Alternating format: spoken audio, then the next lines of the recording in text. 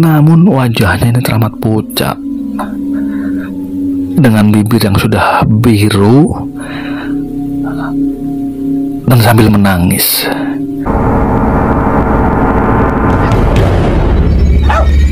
Beliau ini menceritakan di tahun 2002 beliau ini dipindahkan tugasnya dari kota Jakarta ke satu kota yang memang berada di daerah Jawa Tengah.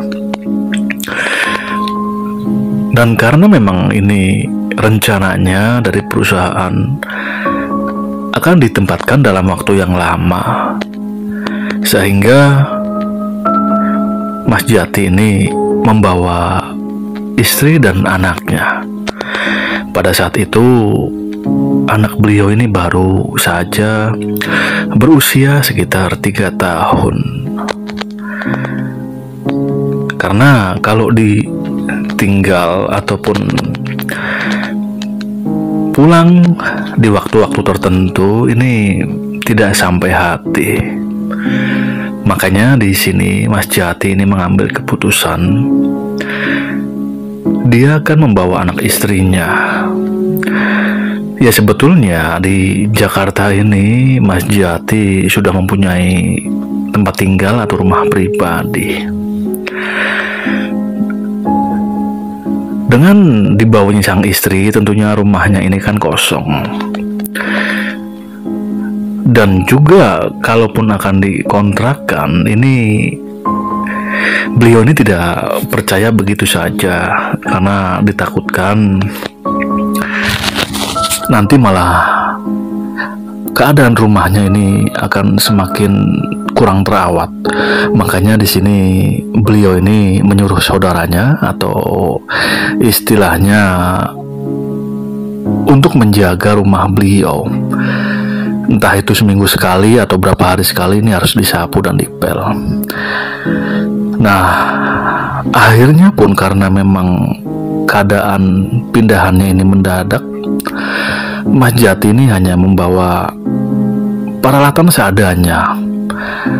Yang kira-kira memang tidak bisa dibawa, ya beliau tinggal di rumah. Nah, dan nantinya ya, jika untuk seperti alat-alat, beliau ini akan membeli di daerah yang akan ditugaskan. Kemudian proses pindahan itu pun berjalan. Beliau ini akhirnya sampai ke kota yang dituju, yang dimana akan ditugaskan di sana. Tidak lupa juga Mas Jati ini mencari sebuah rumah yang kalau bisa ini rumahnya sudah ada perabotannya, dan di sini akan disewa secara per tahun. Ya, walaupun mahal, namun ini tidak menjadi masalah. Namun karena memang kondisi mencarinya ini mendesak dan mendadak, tentunya juga memakan waktu yang tidak sebentar.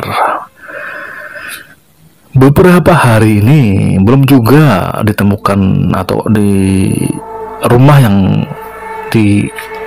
sengaja dikontrakan. Hingga akhirnya karena memang kondisi sudah mendesak sekali, Mas Jati ini pun mencari sebuah kontrakan untuk sementara yang ukurannya juga tidak terlalu besar. Ini juga tidak langsung menemukan yang atau sesuai dengan keinginan Mas Jati, karena memang selain akses yang jauh dari tempat pekerjaan, juga kondisinya kurang pas intinya. Hingga di sini Mas Jati akhirnya menemukan ada sebuah tempat di mana ini memang di sana itu ada banyak sekali kontrakan yang berjajar, dan kontrakan ini memang memiliki beberapa blok yang dihuni oleh para istilahnya yang mengontrak ya. Namun pada saat itu memang ketika akan menyewa, Mas Jati ini datangnya pada saat malam hari, sehingga kondisi kontrakan yang memanjang ini, itu memang ada beberapa lampu yang tidak menyala. Nah, di sini Mas Jati menerka-nerka, oh mungkin yang tinggal di dalam sudah tidur, karena memang pada saat itu kondisinya sudah malam dan Mas Jati tidak berpikiran yang terlalu bagaimana. Nah, malam itu juga kebetulan yang punya kontrakan memang sedang berada di luar. Nah, akhirnya ketika pagi hari, Mas Jati ini pun datang kembali ke sana. Di sana juga menemui sang pemilik kontrakan. Akhirnya pun terjadi obrolan di sini antara Mas Jati dan pemilik kontrakan bahwa di sini niatnya Mas Jati hanya beberapa bulan untuk menyewa rumahnya. Ya, sebagai sang pemilik kontrakan ini sih tidak ada masalah. Dia pun mengiyakan saja, dan di sana memang pada saat itu per bulan harganya ini masih 1 jutaan per bulan. Nah, kemudian Mas Jati ini pun mengontrak atau mengambil jangka waktu selama 3 bulan. Karena rencananya setelah 3 bulan itu Mas Jati pun akan mengontrak sebuah rumah yang full ukurannya, dan kalau bisa memang perabotan ini sudah komplit. Karena kalau intinya ketika rumah yang komplit ini Mas Jati tidak akan banyak belanja ulang ya. Namun itu tadi, karena memang ini mendesak, akhirnya pun Mas Jati menyewa sebuah kontrakan. Ya, di sini memang intinya karena memang sementara untuk mengontrak ini Mas Jati tidak banyak membeli peralatan. Paling yang utama hanyalah seperti kompor, ya peralatan dapur lah, tapi ini tidak terlalu banyak. Juga kasur lipat, dan juga tidak lupa televisi ya. Nah, proses pindahan pun berlangsung. Itu tidak lama, sekitar 2 hari kemudian Mas Jati ini menempati kontrakan tersebut. Ya, awal-awal ini tidak menjadi masalah ya, karena Mas Jati ini suka tempat yang agak sepi. Nah, ternyata di blok Mas Jati ini kontrakannya kan memang memanjang. Di depan beliau mengontrak ini juga ada kontrakan yang berhadap-hadapan. Nah, yang searah dengan Mas Jati ini kontrakannya hampir ada 15 pintu. Begitu juga yang ada di depannya, ini sepertinya juga sama 15 pintu. Namun di sini kontrakan ini tidak terisi semua. Jadi seperti ada jarak yang rumah ini kosong, kontrakan ini kosong, nah, kemudian sampingnya ada yang menghuni. Namun ini jaraknya ada sekitar 2 kontrakan di depan ya, di depan Mas Jati ini 2 kontrakan ke kanan. Ini ada sebuah kontrakan yang kondisinya sudah sangat kotor ya, sepertinya ini hampir tidak pernah dibuka ya, karena dilihat dari luar saja ini memang ditutupi oleh horden. Namun di balik horden itu memang seperti ada debu yang sudah sangat tebal sekali. Namun ya, ini tidak menjadi soal bagi Mas Jati, karena memang Mas Jati ini suka sekali dengan keadaan yang tempat yang sepi.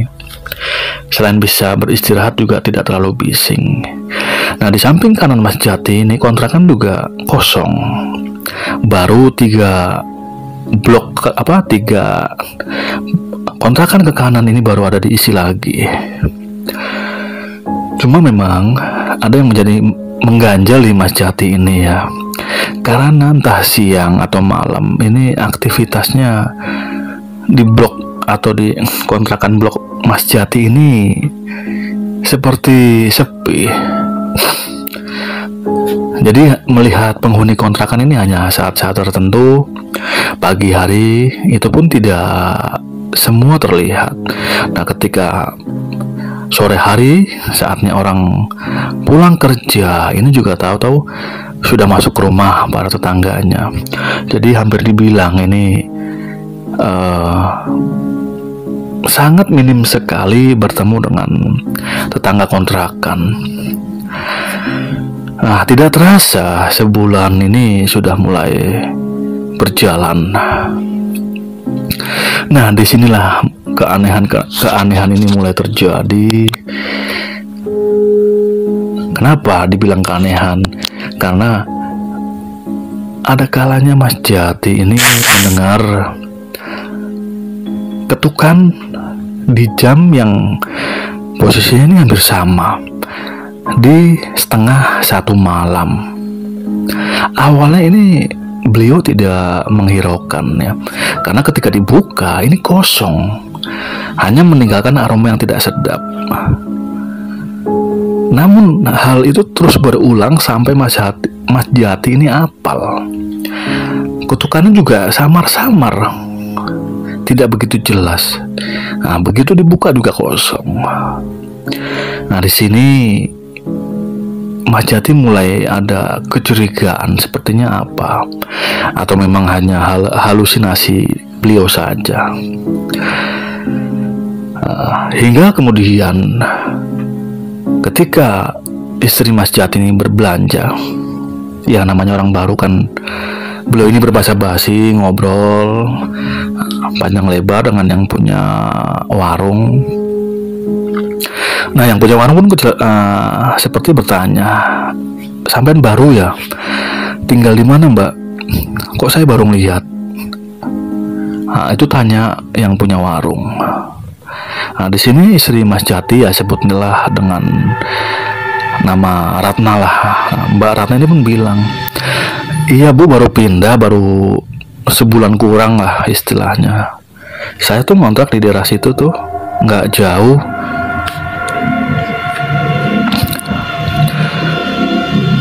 Nah, mendengar nama kontrakan itu,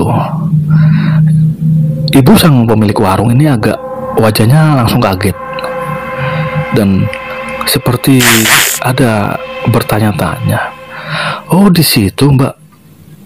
Loh, sampean nggak cari kontrakan yang lain?" Nah, Mbak Ratna ini pun bilang, "Ya udah dapat di situ Bu, lagi pula juga udah mulai nyaman." Mbak Ratna pun menambahkan. Nah, di sini pun ibu-ibu itu hanya diam dan bahkan mengalihkan pertanyaan ke arah belanjaan apalagi yang mau dibeli oleh Mbak Ratna. Dan akhirnya pun Mbak Ratna pun pulang ya. Menginjak sebulan lebih 2 minggu, ini kejadian aneh semakin banyak terjadi. Ruangan sampingnya atau kontrakan samping yang kosong ini kadang-kadang dari dalam ini seperti ada tembok yang diketuk ya. Nah, Mas Jati ini kadang-kadang bingung lah, samping kan kosong tapi kok ada mengetuk ya. Namun fenomena seperti itu tidak dihiraukan karena takut kalau diberitahukan ke istri, malah sang istri ini takut. Hingga akhirnya satu peristiwa ini yang membuat Mas Jati dan istrinya ini pindah dari kontrakan itu. Kenapa? Karena suatu hari Mas Jati ini ditugaskan oleh perusahaannya ini untuk pergi ke daerah Semarang. Nah, ini kan menginap 2 hari. Tinggallah sang istri dan anak yang memang hanya mereka berdua. Nah, pada saat itu memang kondisi hujan deras. Dari jam 9 malam ini istri Mas Jati sudah mematikan lampu ruang tamu. Dan ini beliau pun istilahnya menidurkan anaknya. Namun di sela-sela suara hujan itu, ini terdengar seperti suara tangisan. tangisan yang sangat menyayat hati. Bahkan tidak jarang ini terdengar ketukan pintu ya. Nah, di sini ada rasa bimbang. Satu sisi senang, wah, Mas Jati sudah pulang. Namun di satu sisi logikanya berpikir nggak mungkin, karena ini baru semalam dan rencananya 2 malam baru pulang. Nah, pergulatan batin itu yang akhirnya juga yang awalnya akan membuka pintu, namun di sini ragu-ragu. Hingga ketika mengintip dari ruang tamu yang sudah dimatikan lampunya, dan kebetulan depan rumah ini juga kan kontrakan juga ya, itu sudah kondisi mati, lampu mati juga. Nah, ketika mengintip ke arah sebelah kanan yang ada satu ruang kontrakan itu yang saya bilang sudah tahunan tidak dibuka, ini kan masih kelihatan. Tiba-tiba di sana nih dari jauh lampunya seperti ada nyala mati, nyala mati. Padahal istri Mas Jati ini tahu bahwa ruangan itu sudah lama tidak dibuka. Namun di sini ya berpikiran positif, mungkin yang punya kontrakan sedang mengecek ya. Belum sempat ini menutup korden, tiba-tiba itu di depan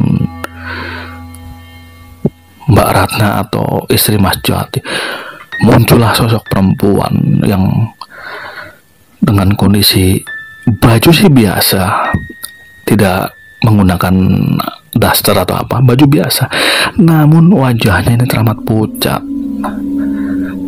dengan bibir yang sudah biru dan sambil menangis. Oh, rupa-rupanya ini yang menangis, karena pada saat itu walaupun kaget, istri Mas Jati ini belum tahu bahwa itu memang bukan manusia ya.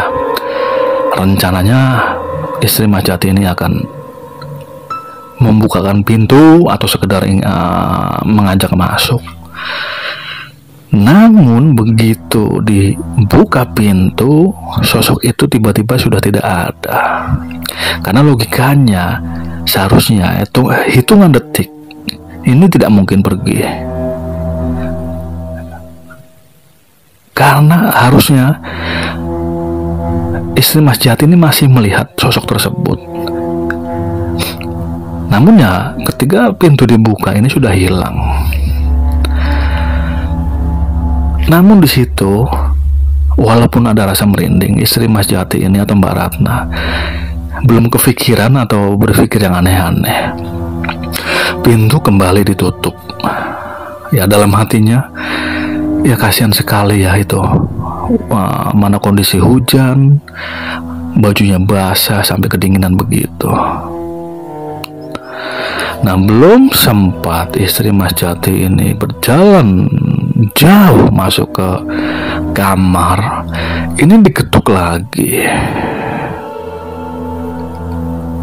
Kemudian istri Mas Jati ini pun berbalik arah ke pintu kembali, karena berpikiran begini, mungkin perempuan tadi datang lagi. Dan ketika dibuka, ternyata yang muncul itu sosok wanita dengan pakaian atau berbungkus kain kafan, dengan wajah yang sudah hancur dan lehernya ini agak miring ke kiri. Dan di sana ini seperti ada tambang ya, yang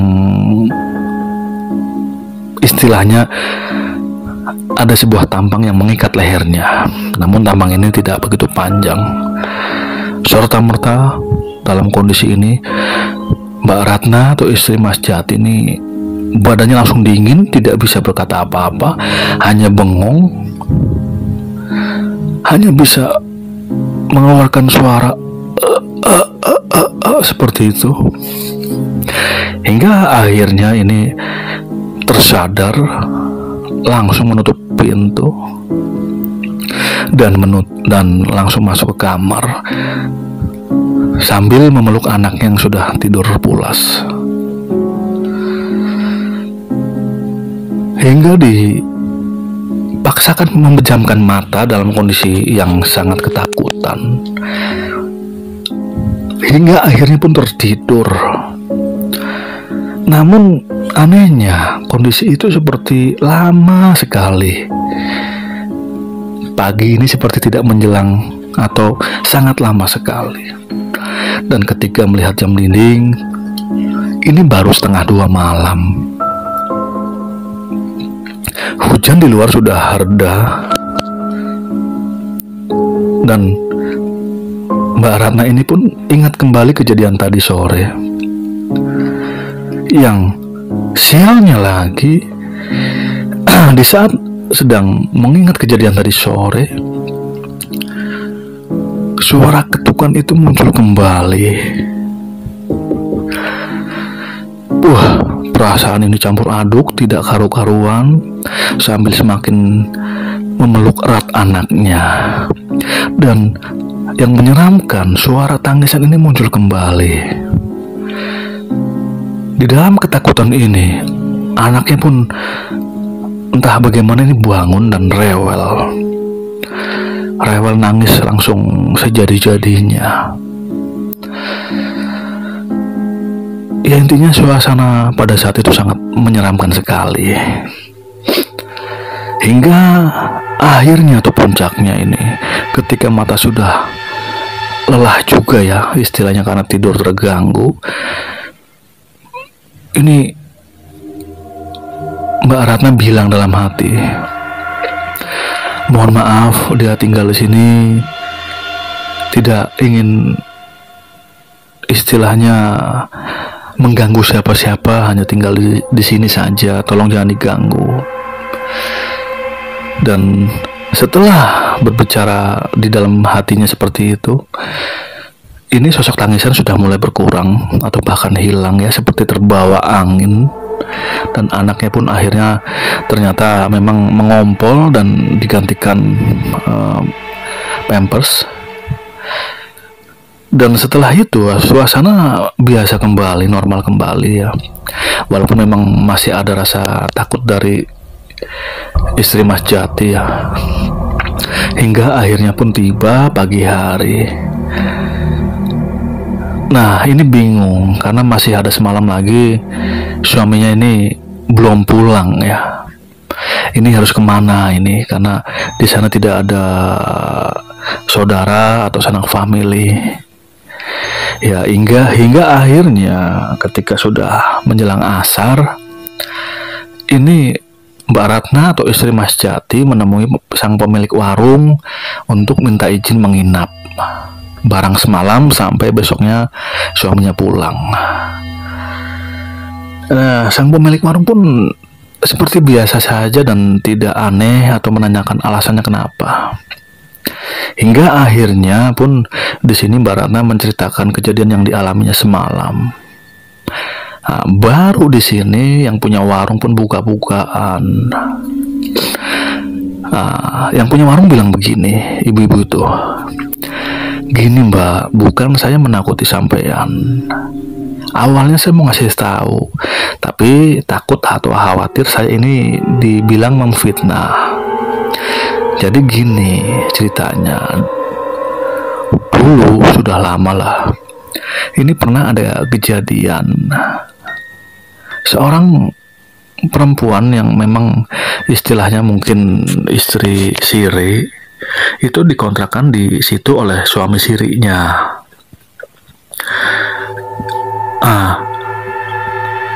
Berapa hari itu mereka cekcok, hingga akhirnya sang suami pun pergi dan tidak kembali lagi. Nah, di situ mungkin karena kondisinya sang istri sedang kondisi tidak stabil. Nah, sang istri siri ini pun akhirnya gantung diri di kamar kontrakannya.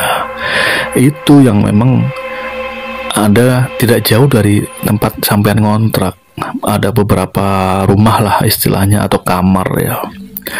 Itu ceritanya Mbak, dan ini fakta. Ya Ya nggak masalah kalau sampean mau nginep di tempat saya untuk semalam. Nanti saya sediakan kamar anak saya yang memang kebetulan sedang kos atau kuliah di daerah Jogja. Nggak apa-apa istilahnya. Nah, Mbak Ratna pun bilang, oh gitu ya Bu, pantas wajahnya sih cantik, namun ya itu pucatnya itu loh yang nggak ketulungan itu, kata Mbak Ratna. Ya udah Mbak, ini cukup sampean saja yang tahu dan jangan bilang ke yang lain atau ke siapapun ya. Saya nggak enak sama yang punya kontrakan soalnya. Ibu-ibu pun menambahkan kalimat seperti itu. Ya, akhirnya pun ketika pulang ke kontrakan ini minta diantar oleh suaminya, ibu tersebut, untuk beres-beres ya. Istilahnya untuk menginap semalam. Istilahnya persediaan lah, susu ataupun apa itu. Nah, kemudian setelah menginap itu, pagi harinya suaminya pun pulang ya, atau istilahnya sore lah. Ketika pulang, nah sebelum masuk rumah, sang istri pun menarik Mas Jati ini dan akhirnya mereka berdua ngobrol dengan serius. Yang di sini Mbak Ratna ini menceritakan kejadian yang dialami kemarin malam dan penyebabnya apa. Awalnya Mas Jati tidak percaya atau mungkin ya ini hanya mengada-ada. Namun setelah dijelaskan dengan sangat detail, Mas Jati pun percaya. Oke lah, untuk malam ini kita nggak apa-apa tidur di rumah. Besok pagi kita cari kontrakan lagi, kita pindah. Ya akhirnya pun kesepakatan diterima oleh kedua belah pihak, sang suami dan istri. Dan tidak lama memang ya, alhamdulillahnya itu langsung menemukan kontrakan. Nah, sebelum pindah, mereka pun berpamitan kepada yang punya warung. Nah, disinilah baru yang punya warung juga menceritakan yang teror-teror dulu yang dialami oleh para penghuni lama yang akhirnya nggak kuat dan akhirnya pindah. Karena memang setelah kejadian gantung diri itu ya, itu banyak teror sekali. Kalau pintu diketuk, itu hampir semuanya diketuk, kata sang punya atau yang pemilik warung. Bahkan kadang-kadang ini ada suara-suara teriakan atau suara-suara jeritan, sehingga penghuni lama ini juga tidak kuat dan akhirnya memutuskan untuk pindah.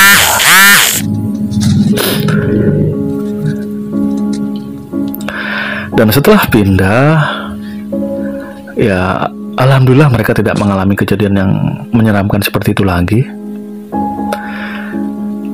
Dan ini betul-betul menjadi kenangan yang boleh dibilang tidak bisa dilupakan oleh Mbak Ratna atau istri Mas Jati.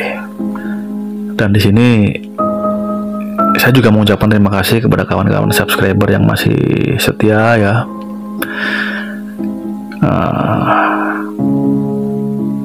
Kemudian saya juga mengucapkan wassalamualaikum warahmatullahi wabarakatuh.